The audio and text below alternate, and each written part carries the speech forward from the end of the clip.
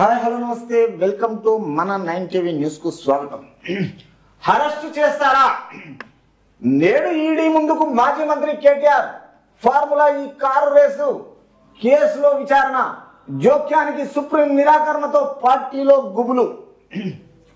న్యాయవాదులతో వస్తానన్నట్లుగా కేటీఆర్ సమాచారం ఇవ్వలేదన్న ఈడీ. అంటే న్యాయవాదులతో మరి ఆ రోజు అధికారంలో ఉన్నప్పుడు నీవు న్యాయవాదులతో ఏదైనా ఇన్ఫర్మేషన్ ఇచ్చావా? లేదు కదా. మరి ఈరోజు ఎట్లా వాళ్ళు వినియోగ ముందుకు ఇన్ఫర్మేషన్ లేకుండా, వాళ్ళు అనుకోకుండా, వాళ్ళు వద్దన్నప్పుడు నీ ఇష్టానుసారంగా ఎలా పోతావు? అది కరెక్ట్ కాదు కదా. జోక్యానికి సుప్రీం నిరాకరణతో పార్టీలో గుబులు. అవును మరా, తప్పు చేస్తే గుబులు, తప్పు చేయనప్పుడు నీకు గుబులు ఎందుకు ఉంటుంది? గుబులు పడడానికి అవసరమే లేదు. ఎందుకంటే నువ్వు ప్రజల చేత ఎన్నుకోబడ్డ ప్రజానాయకునివి. ఆ రోజుల్లో 10 సంవత్సరాల అధికారంలో నీ చేతిలో ఉన్నప్పుడు నీకు గుబులు అనేది ఎందుకు? రీజన్ కావాలి. అంటే తెలంగాణ రాష్ట్ర ప్రజలు అడుగుతున్నారు క్లారిటీగా. కేటీఆర్ సమాచారం ఇవ్వలేదన్న ఈడీ. ఎట్లా ఇవ్వలేదు? నీకు అన్ని సమాచారం ఇచ్చే చెప్తున్నారు. తర్వాత ఫార్ములా ఈ కార్ రేస్ కేసులో బీఆర్ఎస్ వర్కింగ్ ప్రెసిడెంట్ మాజీ మంత్రి కేటీఆర్ గురువారం ఎన్ఫోర్స్మెంట్ డైరెక్టరేట్ ఈడీ ముందు విచారణకు హాజరు కానున్నారు.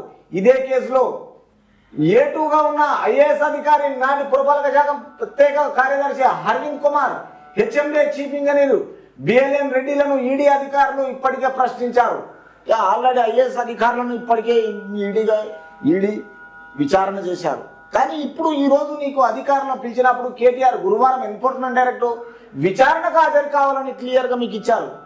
ఇదే కేసులో ఉన్న ఏటుగా ఐఏఎస్ అధికారి, పురపాలక శాఖ మంత్రి కార్యదర్శి Arvind Kumar and HMDA chief engineer BLN రెడ్డిలను ఈడీ అధికారులు విచారణ ఇంతకు ముందే చేశారు. కానీ ఏవంగా ఉన్న కేటీఆర్ ను ఈడీ ఏమడగనుంది? వాళ్ళ క్వశ్చన్స్, టర్మ్స్ అండ్ కండిషన్స్, వాళ్ళ సిస్టమ్స్, వాళ్ళ ఏ క్వశ్చన్ అడగాలనుకుంటారో దానికి నువ్వు ఆన్సర్ ఇయ్యి. యు ఆర్ ఎడ్యుకేటెడ్ నా, మీరు చదువుకున్నారు కదా, మీకు అన్నీ వచ్చు కదా. అధికారంలో, ప్రజలు ఇచ్చిన అధికారంలో ఉన్నప్పుడు మీరు తప్పు చేయనప్పుడు మీరు అడగండి క్లియర్గా. ఆన్సర్ అడిగినప్పుడు ఈజీగా ఇవ్వచ్చు. మీరు దాని గురించి చింతించవలసిన అవసరం లేదు కేటీ రామారావు గారు. ఇది రాష్ట్ర ప్రజలను అనుసరించి కాదు. నువ్వు ఆ రోజు రాష్ట్రంలో అధికారంలో ఉండవు. ఈడీగా వాళ్ళు ఇచ్చే క్వశ్చన్